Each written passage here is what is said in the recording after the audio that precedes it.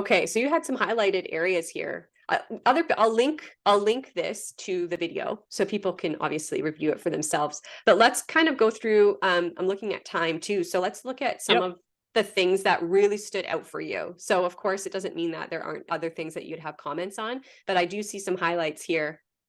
The Under biggest one is there is no age limit on making an accommodation request. Young students have the same rights to privacy and to have accommodations made on their behalf, with or without their parents or guardians' knowledge.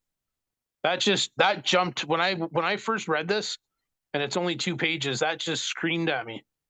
And the other one was the next page where it goes into again. let's talk a little bit about that though. Like, I mean, why state there is? It's one thing to say accommodations need to be made. Like if you Yes, don't think that there's an age limit, or like I could see that they if they just wanted to say, young students have the same rights to privacy, which is true. Young students do have the right to privacy. Um, I would we say have privacy in their class. I wouldn't say privacy from their parents. We're even when we responsible get for everything with them, right? even when That's we why think this of policy consent. makes zero sense to me. Mm-hmm. Mm-hmm. Yeah, I mean, if they like you mentioned, I don't know if you said tattoo or ear piercing or whatever it is. Like, I mean, there's Anything. so many things that you wouldn't know. You would need your parents' pizza day, like a trip, like Yeah. you know. Oh, yeah. And yet, this is something that is life or death. Okay, Yes. well then it's more important than a field trip, isn't it? Like, what is? How can this be even remotely sensical to anyone? Yeah, well, I have no I've been trying to compute it since September, and I haven't had anybody explain to me yet how it would be even necessary to exclude a parent from anything, especially, again, going back to not hit the nail on the head again, there's already a third-party educator in the school system for anything else for a marginalized child. So this, I would say, would fall under the same thing. If there's a marginalized child, that you would use that third party mechanism. Why would the school board and us as taxpayers want to take that risk on No, no, that's not what we do. Like, from a school board side, right? yeah, absolutely. The other thing that I know for me, I remembered just because I reviewed the first couple pages before we hopped on of my policy and realized it's going to take way too long to go through the whole thing. Um, but is this accommodation request? Um, I forget what they worded it on mine, but it just screamed out like, what is an accommodation request? It's more like almost like a demand. Yeah, well, me and my Not friends were really a talking about that. request. You get Yeah, anything you want, and yeah. it doesn't matter what it is, you get it because it's necessary for you to feel what? So why can't I identify as Maverick and say I want a jet out on the school ground, right? As an accommodation request to make me feel better. That's what I'm saying. I was a class clown. Like, if I knew this existed back when I was a kid, which it didn't, because this was made in 2021 in June, but it's endless Yeah. Oh, the what you can have a possibilities are teacher endless. do. Yes, it's Because you talked about, I mean, we say this and it seems insensitive. I am checking myself and it does seem insensitive to compare this to that. But let's compare oh yeah, to 100%. furries. Let's compare to like because as much as people want to say that's not actually happening, that's fake news. We have teachers who have seen things like the furries, and I didn't personally hear about the furries, but you're mentioning the furries, Yeah. and your kid saw it, and yet people are just saying it's not happening. And I had a teacher the other day tell me they have a kid that dresses like a witch, like in a witch Halloween costume. She's been wearing it for the last 2 weeks. I remember one of the Halloweens, I don't know if it was last year, they weren't allowed to dress up because it was distracting from the school day. But yet people are able to dress up as witches Yes, for and meowing it's classes. not distracting. Okay. All right. So what's the next one that really stood out for you? It's on the next page. Oh yeah, I'm yours just is gonna only two flip it over. pages. Yeah, thank God. I don't know what I do with 21 pages. I probably still wouldn't be doing this. Oh, yeah, I mean, it's exhausting, right? That's exactly what Oh, it is. Oh, sometimes I they'll think get tired. They'll get I tired. think, They'll quit. so, No. sometimes I think that is a hidden agenda. But Oh there's a yeah. lot of great people in this school system too. So Yes, absolutely. Absolutely. Okay. there may be circumstances in which the student seeking accommodation is not open about their gender identity at home. A school should never disclose a student's gender identity, chosen name, and or pronouns to the student's parents or guardians without the student's Explicit prior consent. When contacting home, the student should be consulted first to determine an appropriate way to reference the student's gender identity, chosen name, and or pronouns. So now, why would a teacher ever call home? Usually because there's something going wrong at school. So now they're going to go, my daughter's Gabriella, and let's say she changed her name to Bob. So now they got to go to Gabriella in grade 2 and say, hey, Gabriella, are we saying when we call home, are we telling mommy and daddy it's Gabriella, or are we saying it's Bob? And then when it's report card time, I feel bad for these teachers, and I have a lot of friends that are teachers, and they said last June was just crazy doing report cards. Yeah. And then the whole pronoun thing of, you know, Yes. making it neutral.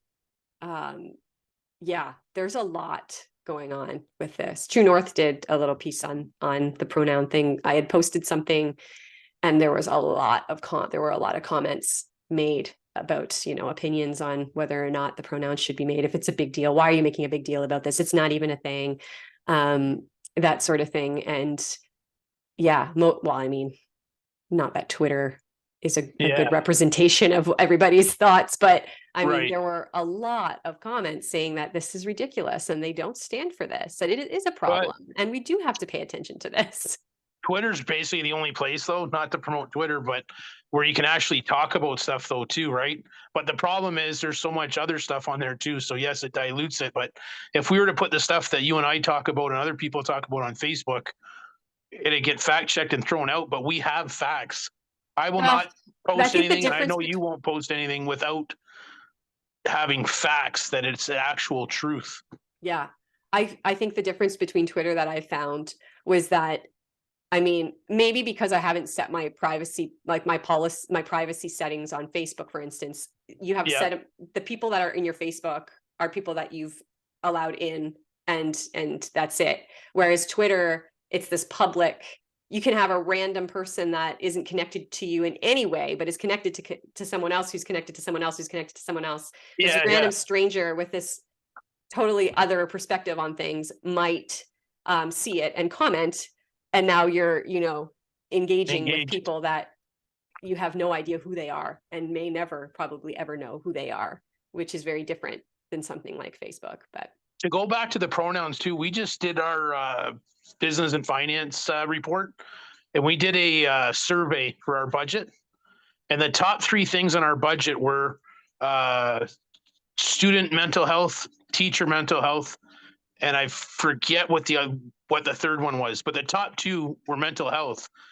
And I think the boards keep thinking it's mental health of marginalized students and the inclusive and the diversity and stuff. But what I think what's happening is, it's this. I know from the teachers that I've talked to, I got 30 or 40 teachers that I talk to regularly, and the stress is from this. And I know I've spoken to other kids where they don't see themselves in the school anymore. They just see all this other stuff, which is important too, right?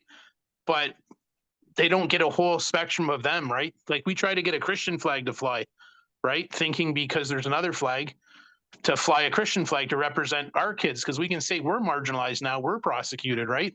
We're gonna hate there's it on 70 churches. Yeah, there's 70 churches that got like burned. it's okay for people to do this. It's insanity.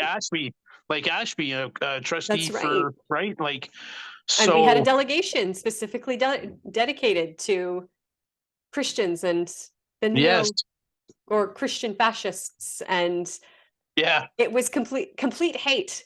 And yet that didn't violate any human rights codes. Like you can have. So I think that mental health stuff that they're seeing is this diversity, equity, and inclusion. We need to look back at it and make sure we include everybody, just not historically marginalized, because what I think that they're doing good things for those groups because they do deserve that.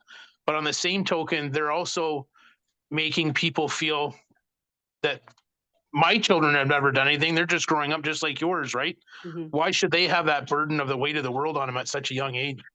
Yeah, it's not about elevating those who hadn't been elevated. It's about bringing the other people who are considered to be elevated down.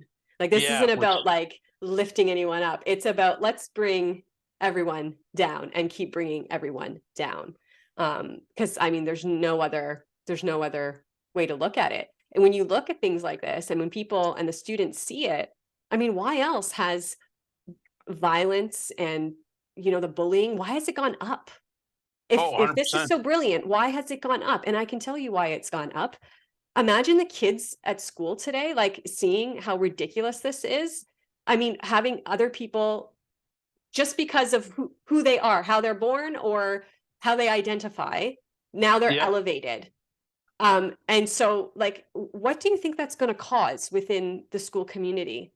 Oh, it's a huge elephant in the room that nobody's talking about. And there's resentment and there's confusion. It's no, I don't think they're doing the right thing at all. At all. I think they're doing the complete opposite of what the outcomes they actually want to obtain here.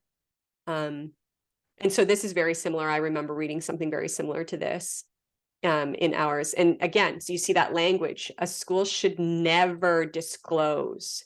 Yeah. Never is such an intense word. Oh, Like, 100%. and when you see this translated, because again, well, I don't know if I mentioned it here, but the school board of trustees is a governing body, right? So they're not supposed to be in charge of the operational system of it. And so when you see that in practice, well, go back to Twitter machine. And we Yeah. have some of those teacher influencers. And there was one in Ottawa early on in the campaign and went through, how do you put this policy in process, right? What does this look like in real time? And she went through, slide by slide by slide. And this huge, like, never disclose it. You never know what's happening in a kid's family to know for sure. And I get it. Like, I get that. I'm not going to say that that's not true, but to Right. have that as the mentality of like, yep, oh, we're done now, because the answer is never. Like, we never. There's no bridge. There's no talking to the child in a certain way to make sure, like, don't you want your parents to know about this? And like isn't that something, like, if this is who you are, this is who you are. Wouldn't it be Exactly. nice to be able to who you are all the time and not just at school? Like, well, I haven't seen anybody talk about things like that. It's No. always been never tell the parents. It's not your job, and almost like a little bit of an ego trip for some of these people, eh? Imagine like being the person that the child wants to talk to and keep this little secret. The Oh, kids yeah, I never confide thought of in that. me more than they do their parents. Obviously, those parents are horrible parents. And look at me, I'm such a great teacher. Like, Yeah, I never thought of that. wow. Like, do we really want people like that teaching our kids? And we have really great teachers and they would never do that. I'm not speaking as if this is how every teacher is. I am saying that teachers like what I just Yeah, like the predator described teachers I said. exist. Yeah. For It's wild that teachers like that exist to me. Why would we ever want anyone like that to be leading our kids? 100%. Yeah. So it's very similar. I kind of skimmed through some of it. Right. I mean, if there's anything